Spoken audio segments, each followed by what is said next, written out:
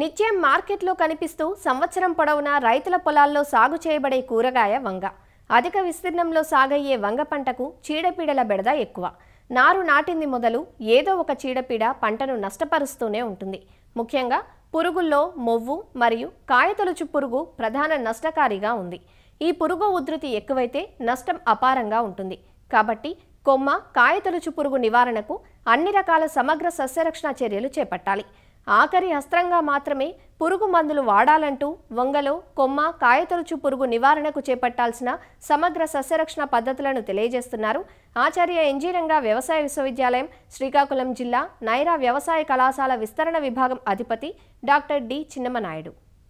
ఖరీఫ్ పంట కాలంలో కూడా వంగ పంటను రైతు సోదరులు కూరగాయల పంటల్లో ఒక పెద్ద వాణిజ్య పంటగా వేయడం అనేది జరుగుతుంది. ఈ వంగ పంటలో వచ్చే ప్రధాన సమస్య ఏంటంటే కాండం తొలిచే పురుగు, కాయ తొలిచే పురుగు. ఈ పురుగు కనుక కాండం ఆశించిందంటే చాలా వరకు దిగుబడి తగ్గిపోతుంది. ఒకవేళ కాయకి కనుక ఆశించిందంటే ఈ కాయలన్నీ కూడా రంధ్రాలు అయిపోవడం, అదేవిధంగా కాయ గుజ్జులో కూడా ఈ పురుగు తాలూకు విసర్జితాలు ఉండిపోవడం, పురుగులు ఉండడం వల్ల ఈ మార్కెట్లో కొనుగోలు చేసే వాళ్ళు కూడా దాని మీద దృష్టి పెట్టారు. కాబట్టి రైతు సోదరులు ఈ వంగలో వచ్చేటువంటి ఈ కాయ తొలిచే పురుగు, అదేవిధంగా కాండం తొలిచే పురుగు నివారణకు సరైనటువంటి జాగ్రత్తలు, సరైనటువంటి యాజమాన్య పద్ధతులు చేపట్టాల్సిన అవసరం ఉంది.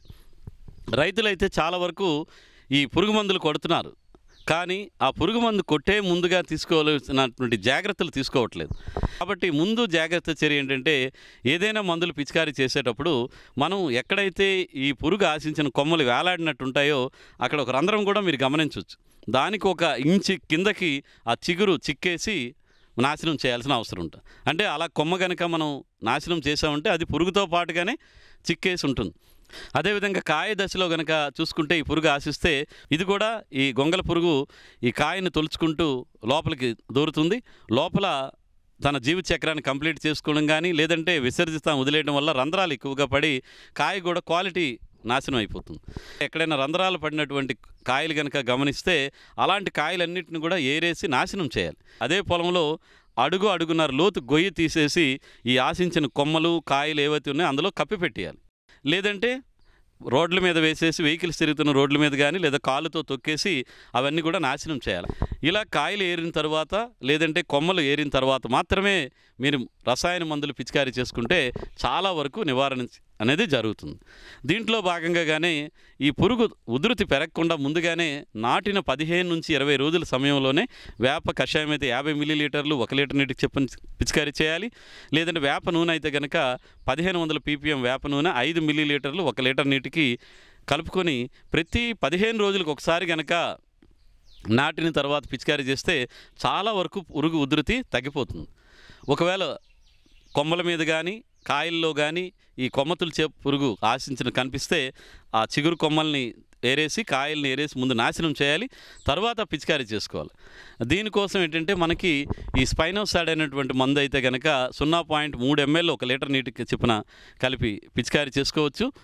లేదనుకుంటే కనుక ఈ క్లోరెంట్రాన్ ఇలిప్రోలిన్ కొరైజన్ అనేటువంటి మందు 0.3 మిల్లీలీటర్లు 1 లీటర్ నీటికి చొప్పున కలిపి మనం పిచికారీ చేసుకుంటే కనుక మందు కనుక పిచికారీ చేసుకుంటే మనకు చాలా వరకు ఈ కొమ్మ కాయ తొలిచే పురుగు అనేది మనకు చాలా వరకు కంట్రోల్లోకి వస్తుంది. కాబట్టి రైతు సోదరులు ఇందులో ప్రధానంగా గుర్తుంచుకోవాల్సింది ఏంటంటే ఒక మందు కనుక పిచికారీ చేయడం, వీటితో పాటుగా వేప కషాయాన్ని వేప మందును కూడా కలిపి కనుక పిచికారీ చేస్తే మందులు సమర్థవంతంగా పనిచేసి 80 నుంచి 90% వరకు ఈ కొమ్మ కాయ తొలిచే పురుగుని మనం నివారించుకొని మార్కెట్కి నాణ్యమైనటువంటి వంగ పంటను మనం అందించగలిగితే అక్కడ మార్కెట్లో కూడా మంచి ధర పలకడానికి ఆస్కారం ఉంటుంది. కాబట్టి రైతు సోదరులు ఇప్పుడు చెప్పుకున్నటువంటి యాజమాన్య పద్ధతులు పాటించాల్సిందిగా కోరుతున్నాను. కూరగాయ పంటల్లో రసాయన మందులను అనివార్య పరిస్థితుల్లో ఆఖరి అస్త్రంగా మాత్రమే వాడాలి. పిచికారీలు చేపట్టేటప్పుడు ఒక ప్రధానమైన అంశాన్ని రైతులు జ్ఞప్తిలో ఉంచుకోవాలి. అదేమిటంటే పిచికారీలకు ముందుగానే తయారైన కాయలు కోసుకోవడం, పిచికారీలు చేసిన 6-7 రోజుల అనంతరం కోతలు చేయడం. అంతేకాక కాపు సమయంలో 2 సార్లు కంటే ఎక్కువగా పిచికారీలు చేయకూడదు. మోనోక్రోటోఫాస్ వంటి అధిక విషపూరిత మందుల్ని కూరగాయ పంటలపై అసలు వాడకూడదు.